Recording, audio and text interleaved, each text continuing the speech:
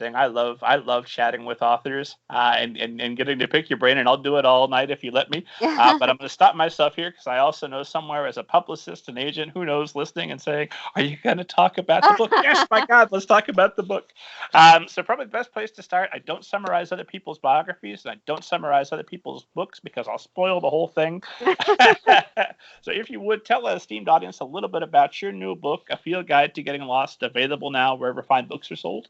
Sure. So Field Guide is a contemporary middle grade novel about Sutton and Louise. And Sutton is a girl who is very science-minded. She's into coding. She really likes botany. Her parents are divorced, and she lives with her dad, and her mom is a research scientist who's away a lot. Louise is very creative. He's into fantasy. He's writing a fantasy novel. His father died when he was small, so he lives with his mom. And what they have in common is that neither of them like to be outside. Sutton, mainly because she always likes to be at her computer with her devices doing that work. And Luis, largely because he has a bunch of life-threatening allergies. But their parents, Sutton's dad and Luis's mom, start dating. And so they have to... They meet, and yeah, they have to sort of figure out how to get along from there. I felt I was excited to talk with you because Banneker Bones is an inventor who works with robots, and then his cousin, who's suddenly come to live with him, is a creative type who wants to do some form of writing. I'm like, yes, Joy and I, we're going to see eye to eye. We're going to be all right. Yeah, that's great. To be honest, I don't have very much knowledge of coding and robots and all that. I had to do some research on that end because I'm much more of a Louise than a Sutton. You certainly wrote about it more than well enough to completely convince any skeptic. So let's start there. What kind of research did you do to make sure that you could convince somebody to write about these things? Well, thankfully, I didn't have to get too involved, because it's a middle grade novel and we don't learn a lot about what Sutton's doing. She's trying to code a robot to go through a maze. And my kids have these they're called Ozobots. They're in a lot of the schools, but they're these little ping pong ball sized things that you can code to go through a maze. So yeah, I did ask, I reached out on Twitter when I had some questions saying, I need help from coding minded people. And a couple people, volunteered, and I just asked them my questions, and they let me know. I did research just sort of online searching when I'm trying to figure out what I'm saying. Google is a wonder. So yeah, I mean, I wasn't real in depth, but I had to research because I really don't know anything about coding. If anyone is interested in coding and middle grade, though, Emmy in the Key of Code by Amy Lucido is a middle grade novel in verse about a girl learning to code, and it gets far more in depth. Because Amy, the author, is actually a coder. So just a recommendation there. That's a good day job. Good thinking, Amy. So who is the ideal reader for this story other than grown men who host podcasts and write similarly themed books? Gosh, I just think whoever sees the book or hears the book and is intrigued by the premise, or sees the cover and thinks, what are those two kids doing in the middle of the woods? I don't like to be very prescriptive about who can or should read what books, and so it's for whoever.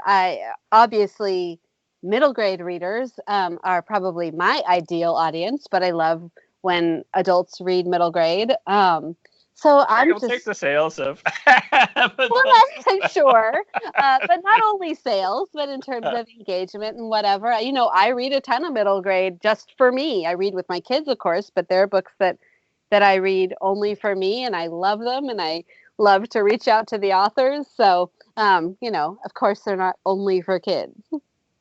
When you write a story, do you have an ideal reader in mind? No, I really don't. I just write the story, and then it either is a story that works for middle grade or YA or, to be marketed in a certain way, but I'm not being intentional about that from the beginning. I am. I like to come up with an ideal composite reader, and then I'm forever asking myself, what will they like? What will they appreciate? And usually, it's a combination of a version of young me, what sort of book would I have loved, and then also whoever I'm thinking of, depending on the story. So, but you're just writing. Are you writing for you, or are you just writing to get the best possible story? Where do you get that satisfaction for crafting the tale? I think it probably depends a little bit on the project. My middle grade probably has my own kids in mind to an extent, certainly. I have a boy and a girl, like Sutton and Louise. But my YA, they were much too young for it when I wrote it, so that really wasn't about them.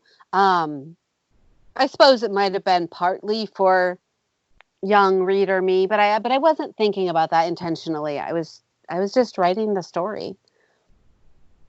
And job well done. It worked out well. Worked for me. Let me ask you this obvious question, because you're alternating back and forth between Sutton's perspective and Louise's perspective. Why is that the best way to tell this story, and what opportunities did that open up for you that picking one perspective wouldn't have? Sure. So dual POV is really tricky to pull off. I'll just say as a word of warning to any writers who listen to this. But it would have been a really different book if I had chosen one of the characters' perspectives. Certainly could have worked in its way to have it just be Sutton's story or just be Louise's story. But from the beginning, I knew that I wanted to start with these two very different characters, and I wanted to bring them together and see how that would work. And so it was both of their stories in my mind from the beginning. And so I think when the whole first half of the book, they haven't even met. It's like leading up to them coming together. And so it would have been really tricky to make them both equally weighted important characters if I didn't have both of their perspectives, right? If it had only been Sutton's story and we didn't get introduced to Louise until their first coming together, Louise would have been very much a secondary character. So in order to have both of these very, very different characters sort of come together, I needed to have both perspectives. And they have some things in common, but they have such differences that I wanted each of their strengths, to be coming to what would ultimately be the problem that they have to get through in the second half of the book. Makes 100% sense, and I appreciate you being able to answer that without spoiling. That's well. And then let me ask you this: what? Because there is a sort of sadness presented to us early on that persists. It's not a sad story. It's at times a very amusing story. It's heartwarming. It's charming. It's all those things. But you've got this detail. Well, this is chapter 1, so I don't think I have to worry about spoiling your novel if it's in chapter 1. But Sutton's mother, of course, is off studying emperor penguins. She's going to miss Sutton's birthday. She's obsessed with the penguins. Sutton starts to get some idea. What's that line from Indiana Jones? The Last Crusade? What you taught me, Dad, was that I was less important to you than people in another country that had been dead for 1,000 years. And she's getting some of that same vibe from her mom, who's really obsessed with these penguins, who absolutely are important. That is one, bad parenting. If you made the movie version of this, you'd have to do the Kramer versus Kramer and cast Meryl Streep as the mom, so we don't hate her from page 1. But also, that's such a big theme that's not what this novel is focused on. So how do you introduce something like that, be fair to the mother character, because what she's doing is important. Somebody has to look after those penguins, but without having that overwhelm the narrative. Right. So, well, first of all, I don't think it necessarily has to be bad parenting, because I think that it's okay to show a mother with a career that's important to her. She's not in Antarctica all the time. She's there, and she's going to miss Sutton's birthday. So in the moment of the book, it is a big thing. But she lives in the same apartment building when she's home. So I think Sutton gets to spend a lot of time with her when she's there. She's a big supporter of Sutton's science. She's a scientist herself. And so we see Sutton in this moment where she feels like her mother has abandoned her. But I don't think that's all there is to her relationship with her mother, and I think if Sutton grows up to be a scientist, having had this mother who continued to pursue her career will be probably important and inspirational to her. But yeah, it is certainly a source of stress and sadness for Sutton that her mother isn't there, and she's sort of having to grapple with that. And in terms of not letting it overwhelm the story, I mean, I think that's sort of an undercurrent of what is happening for Sutton emotionally. But then the actual plot happens, and in addition to the things that are happening, there's all the other people in her world who are supporting her, who are stepping in, which not only her dad, who she has a really good relationship with, but she has these special relationships with these other older people who live in the apartment building. She's not on her own. She may feel abandoned by her mom, in the moment, but she's got a lot of support. She's got a lot of adult figures around her. And then Luis comes in to fill in a sort of more of a peer relationship. So I think having something like that, of that kind of wound, I think all characters need to have a wound. The author Robin Lefevers, who is primarily a YA author of the His Fair Assassins series, which is about assassin nuns. If you haven't read it, it's amazing. That sounds great. Yeah, she has a wonderful blog series of writing advice that I highly, highly recommend.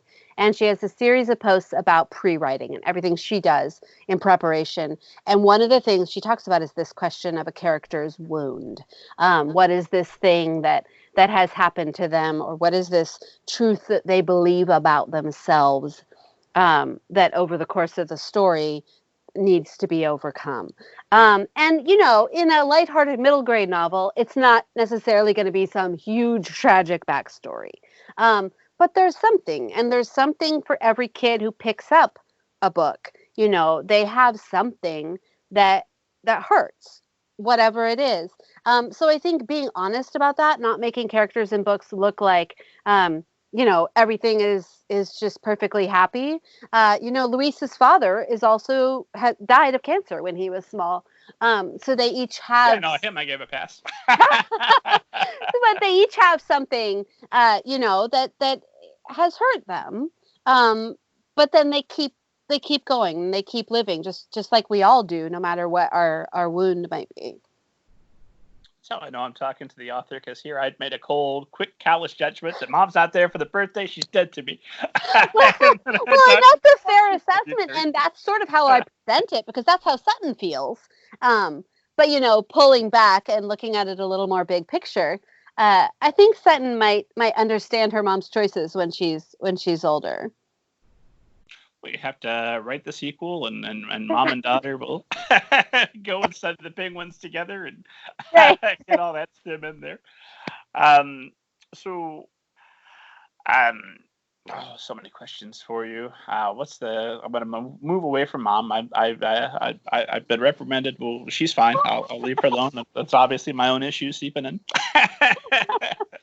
But Luis is a writer character, and I know I have to watch myself extra careful when I write about writers, which I've done twice now, that anything that's going to be, let's talk about writing, save that for the blog and the podcast. Don't put that in the book.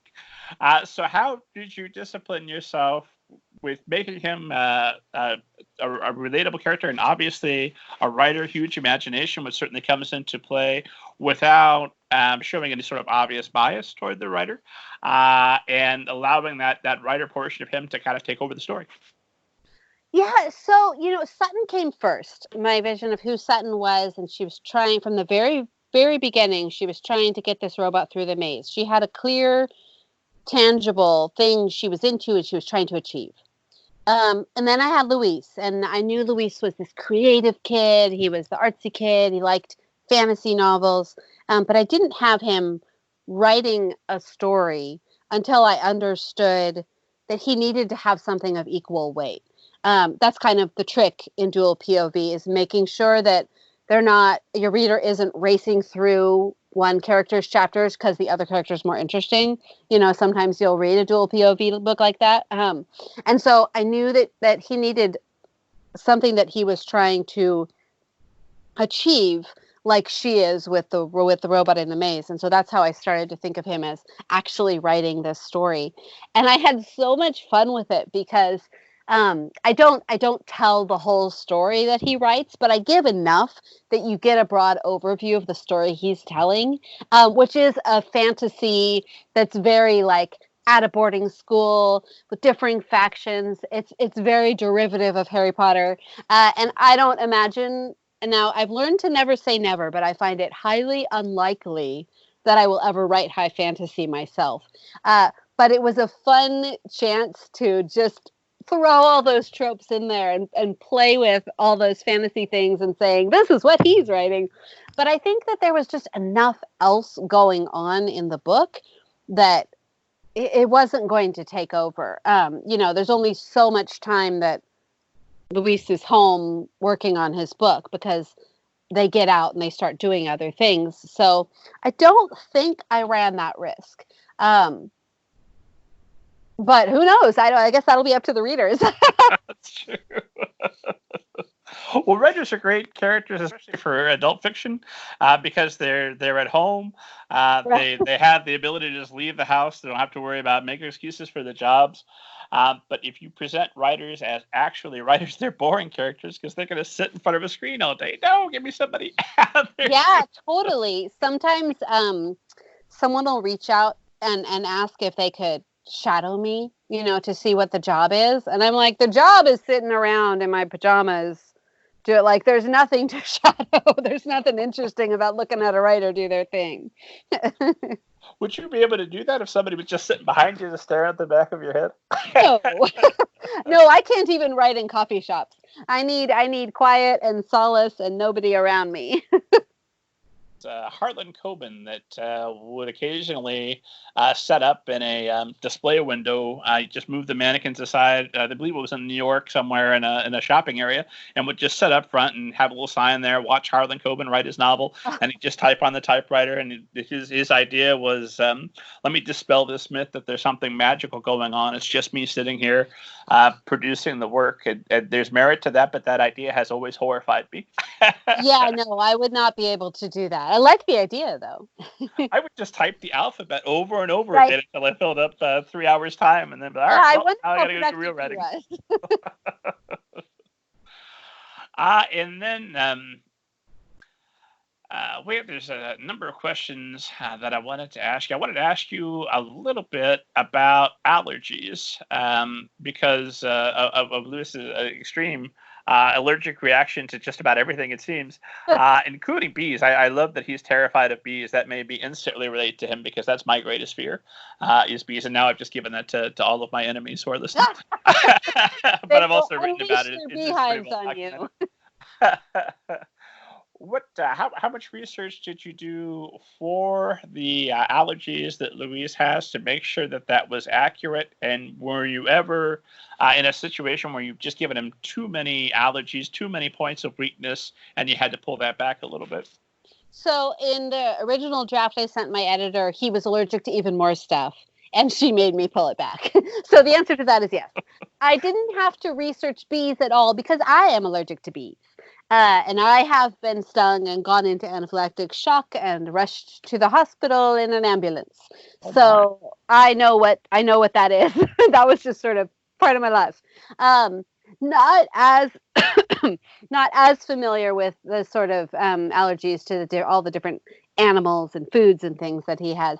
But I talked to a number of people who are allergic to those things, or moms of kids who are allergic to those things. And I also talked to some teacher friends who are sort of aware of the dynamics of kids at school who have those allergies and so have to be sort of more isolated during meal times or whatnot. So yeah, it was just a matter of talking to people who experience those things to build Luis up.